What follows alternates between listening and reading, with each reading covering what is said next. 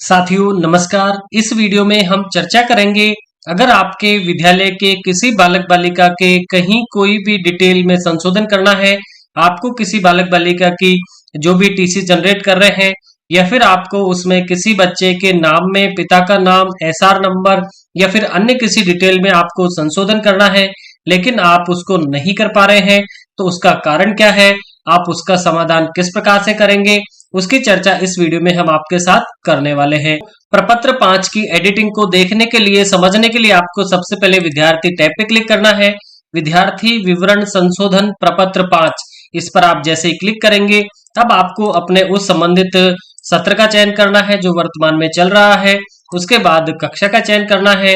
कक्षा के बाद में सेक्शन का चयन करते हुए शो बटन पे आपको क्लिक कर देना है। साथियों, कुछ समय पहले एक्शन बटन हमें सभी बच्चों के दिखाई नहीं दे रहा था, लेकिन अभी सभी बच्चों के एक्शन बटन हमको यहाँ पर दिखाई दे रहा है।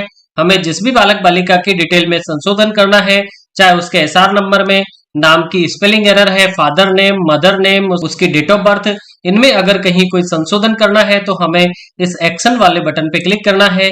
जैसे ही साथियों हम एक्शन वाले बटन पे क्लिक करेंगे, अब हम सिर्फ एसआर नंबर में, उसकी कास्ट कैटेगरी और उसके मोबाइल नंबर, इन तीनों में ही हम संशोधन कर सकते हैं। उसके अतिरिक्त उसका नाम, फादर नेम, मदर नेम और डेट ऑफ बर्थ और उसका जेंडर, ये सभी जो डिटेल है ये फ्रीज कर दिए हैं। कुछ बच्चों के अभी भी ये डाटा अनफ्रीज है। साथियों, जिन बच्चों का जन आधार ऑथेंटिकेशन हम पोर्टल पर पूर्ण कर चुके हैं, उनकी ये डिटेल फ्रीज कर दी गई है। अभी भी हमारे जिन बच्चों का जन आधार का ऑथेंटिकेशन शेष है, उनकी इस प्रकार की जो डिटेल है उसमें हम अभी भी संशोधन कर पा रहे हैं। आप इस बालक बालिका की जो डिटेल है उसको आप यहाँ पर देख सकते हैं। हमने जैसे इस बच्चे के एक्शन बटन पे क्लिक किया है, इसका डेटा एडिटेबल मोड में है। जिन बच्चों का ऑथेंटिकेशन अभी शेष है, उन बच्चों के ही केवल हम प्रपत्र 5 में संशोधन कर सकते हैं। अगर आपके ऑथेंटिकेशन वाले किसी बालक बालिका के हमें संशोधन करना है, तो साथियों अगर आपका सीनियर सेकेंडरी विद्यालय है तो आपको सीधा हेल्प डेस्क वाला जो यहाँ पर टैब दिखाई दे रहा है, इस पर क्लिक करके अपनी जो समस्या है उसको रिपोर्ट करना है। अगर आपका प्राइमरी या अपर प्राइमरी स्कूल है तो आपको अपने पीओ के माध्यम से, अगर आपका शहरी विद्यालय है तो यूसीओ के माध्यम से अपनी रिपोर्ट को हेल्प डेस्क के पोर्टल पर अपलोड करवाना है। उसकी क्या प्रक्रिया होगी इसको भी हम जान लेते हैं। साथियों, जैसे ही हम हमारे पीओ या यूसीओ विद्यालय है उस पर हम हमारे जो समस्या है उसको रिपोर्ट करवाएंगे, उसके लिए हमें हेल्प डेस्क ऑप्शन पे क्लिक करना है। उसके बाद हेल्प सेंटर विद्यालयों की समस्याएं, इस ऑप्शन पे जैसे ही क्लिक करेंगे, अब हमें यहाँ पर राइट साइड में click here to report an issue problem, इस पर यहाँ हमें क्लिक करना है। जैसे ही हम क्लिक करेंगे इशू 4, अब इसमें जैसे सेलेक्ट बटन पे क्लिक करेंगे, संबंधित विद्यालय जो हमारा पीओ विद्यालय है उसका करना है, या फिर अधीनस्थ किस विद्यालय का हमें हमारा इस प्रकार का जो भी प्रॉब्लम है उसके सॉर्ट आउट के लिए हेल्प डेस्क पे कंप्लेंट डालनी है, उस विद्यालय का चयन करना है। अब हमें ध्यान देने वाली बात है कि हमारी जो प्रॉब्लम की मेन कैटेगरी है उसका यहाँ से चयन करना है। साथियों, प्रॉब्लम की मेन कैटेगरी हमारी है विद्यार्थी से संबंधित, तो हमें विद्यार्थी यहाँ लिखा हुआ है विद्यार्थी संबंधित, इस पर क्लिक करना है।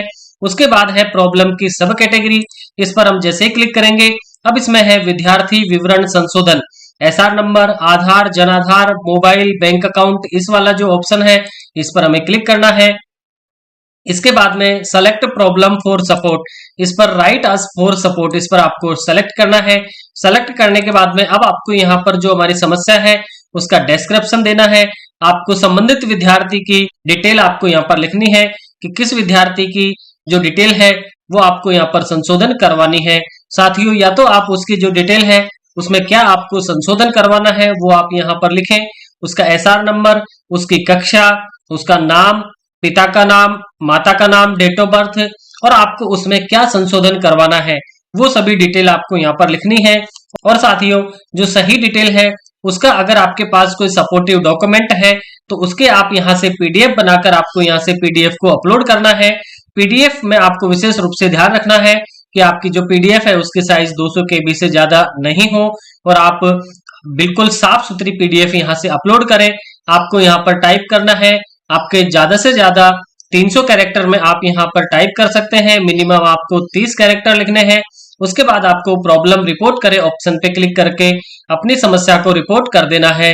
अगर साथियों आप वहां से अपनी समस्या का समाधान संशोधन के माध्यम से नहीं करवाना चाहते हैं, आप चाहते हैं कि उस संबंधित बालक बालिका का ऑथेंटिकेशन कैंसिल हो जाए, तो आप इसमें उस संबंधित बालक बालिका की डिटेल को सबमिट करके लिखें कि इस बालक बालिका का जो ऑथेंटिकेशन है वो गलत हो गया है, इसको री ऑथेंटिकेट हमें किया जाना है। तो आप उसमें लिखें कि इस बालक बालिका के ऑथेंटिकेशन को कैंसिल किया जाना है, तो उसका ऑथेंटिकेशन 2 से 7 दिवस में कैंसिल हो जाएगा और उसके बाद में आपको डिटेल में अपडेशन करने के बाद पुनः आपको ऑथेंटिकेट करना है।